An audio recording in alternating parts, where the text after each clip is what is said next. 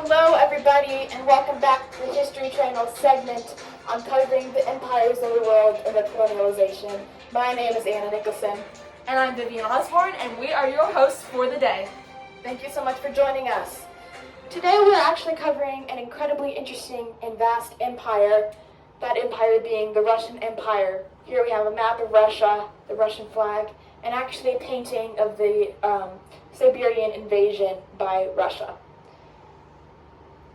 So Russia didn't actually colonize in the traditional sense that other countries did, that meaning going overseas and establishing colonies.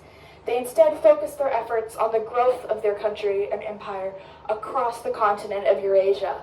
They had territories in the Caucasus Mountains, the Ottoman Empire, Poland, Lithuania, and from the Black Sea all the way to the Bering Straits in Asia, as well as Siberia. We will now have Ms. Osborne come up to display a timeline. Thanks, Ms. Nicholson. Okay, now I'm going to be displaying the timeline of Russian colonization. So beginning in 1582 through 1650, Russian expansion actually worked its way into Siberia, and that began the whole development of their expansion later on, as I will be explaining. Okay, in 1785 through 1830, Russia began their westward expansion into the areas between the Black and the Caspian Seas, and these areas are known as Georgia and Armenia. They also began their large shift into Central Asia, which began a shift for all of the rest of their expansion to happen. Okay, in 1829, Russia actually controlled all of the Caucasus Mountains, which is a big achievement. And then in 1850 through 1860, Russia actually annexed the East Coast region from the Amur River all the way to Manchuria. Okay, and then 1865 through 1885, Russia actually incorporated Turkestan into their colonialization, as well as they took some northern approaches into India, and that kind of made the British Empire kind of mad because they wanted to control India. But Russia also held colonies in Alaska, so that's pretty interesting. I'm now going to hand over to the mic to Ms. Nicholson to explain our next segment. Here you go. Thank you so much, Ms. Osborne, for that brilliant explanation. We'll now be moving on to the effects that Russian imperialism actually had on Poland and its economy, and then we will have Ms. Osborne tell us about how Russia's expansion actually affected Russia itself. So we have a brief timeline, which I will read later, but I'm going to start off with the Russian effects. So from the late 14th century to the 16th century, Poland actually experienced a lot of growth and transformation. And that was until three countries partitioned Poland, one of those countries being Russia. When Poland was partitioned, they actually experienced quite a bit of economic growth and industrialization, but also it led to the suppression of their Polish identity. The term Russification is a term used to describe the effects Russia had and the specific actions that they actually did. They discriminated against the use of the Polish language, and books were burned, churches were destroyed, and priests were killed. So kind of just a destroying of their entire identity. And Poland wouldn't again become a sovereign country until 120 years later. Now we have the timeline, which might be a little blurry on your screen, but I can read it out to you. So on May 18th, 1792, Russian declaration of war on Poland was released, with the initial invasion taking place on that very same day. Then in 1794, the Warsaw Uprising occurred, which we have an image of here. In 1865, the exiling of Polish captives to Siberia occurred, which is also called the Death March. This kind of exhibits how Polish people were discriminated against and really just treated. In 1920, there was further westward advance that was temporarily halted due to a Russian counterattack, and then all the way up to September 17, 1939, the Red Army invaded Poland just 2 weeks after aggression from Nazi Germany. Now, please come on up, Ms. Osborne. Thanks, Ms. Nicholson.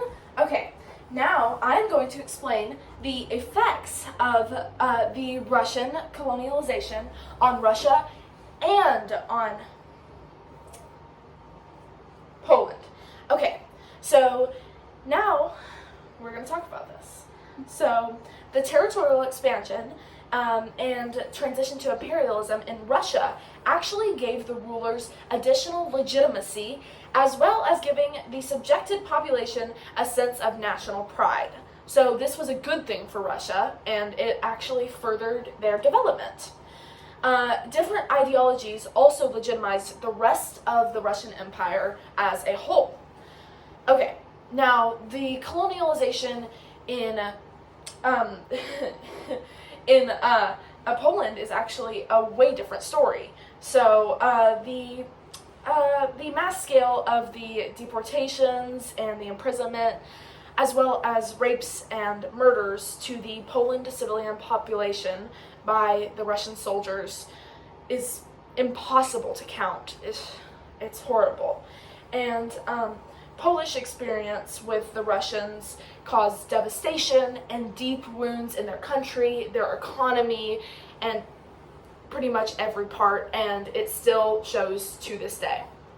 Now I'm going to give it up to Miss Nicholson to explain some more about Poland. Here you go.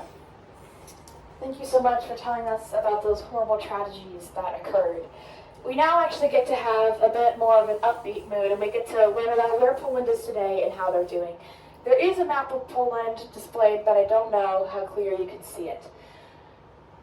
Here's Poland today. It has evolved into a parliamentary republic style of democracy, with their leader being, I'm so sorry if I butcher this pronunciation, Andrzej Duda.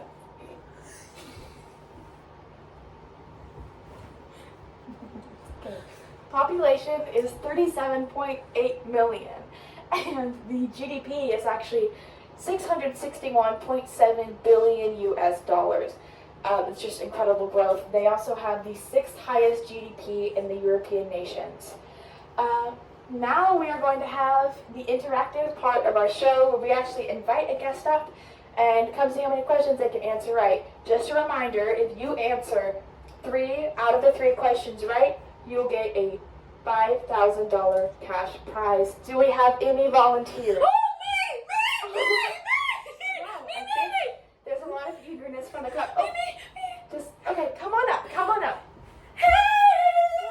Okay, hi there. Hi. I'm Anna. It's nice to meet you. Okay, nice to meet you. What's your name?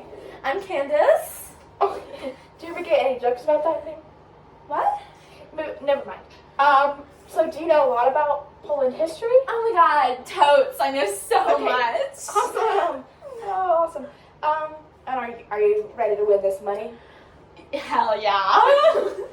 Oh wow, you're incredibly enthusiastic. Alright, just to start off with a pretty easy question, you kind of have a cheat sheet in front of you with the map. Okay. But can you please tell me one northern country of Poland? Northern? Oh, that would be Lithuania. Yes, that's very good. Next, can you tell us about what's the capital of Poland? Oh, the capital? Oh, that would be Warsaw. Warsaw. Just Yeah. point to it. Right here. Right on the map. there. Yes. That's correct. Around kind of eastern Poland. Finally, for your last question, to give you that $5,000. Yes. Are you ready? Yes. Oh, no touching. Okay, back up a little. Look at the camera. Kneel down. That way they can see your beautiful face. Okay.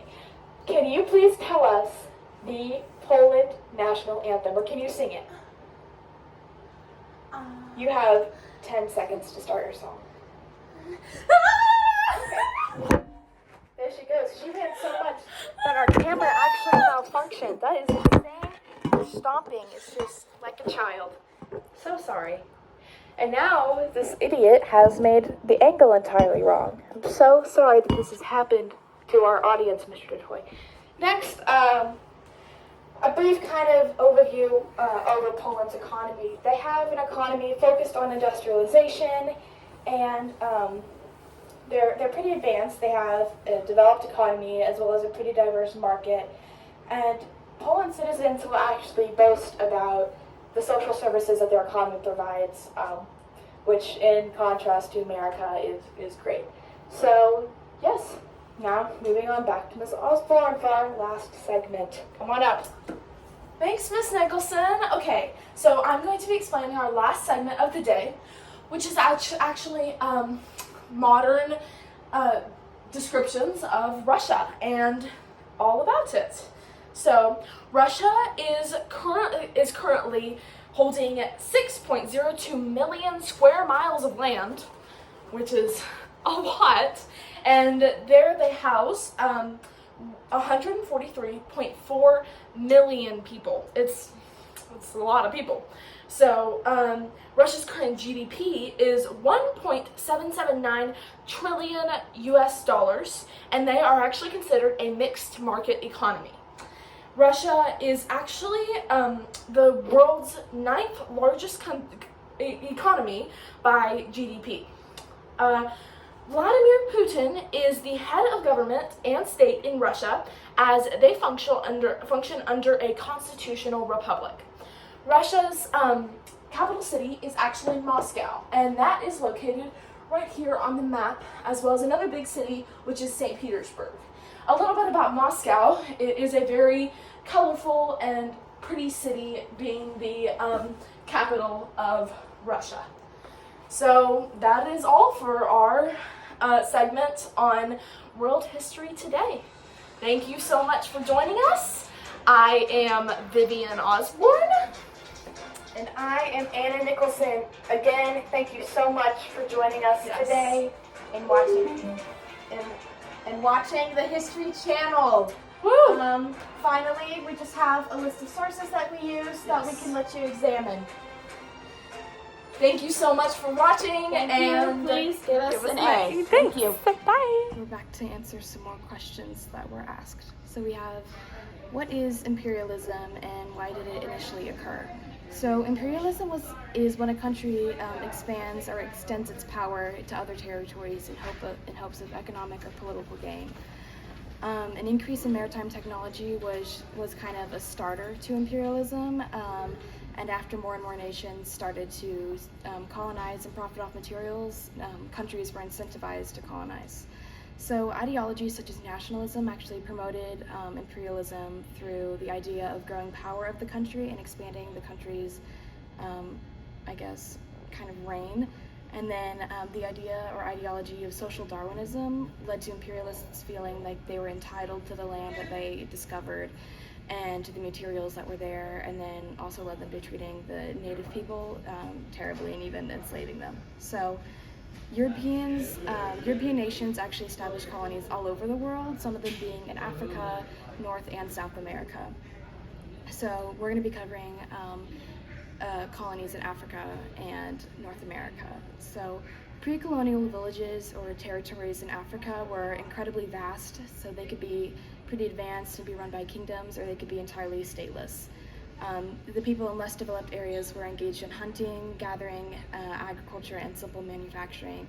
And early African kingdoms actually relied greatly on trade with other people, specifically in ivory, gold, and then other commodities. In early Africa, family was kind of a basic and the most important unit.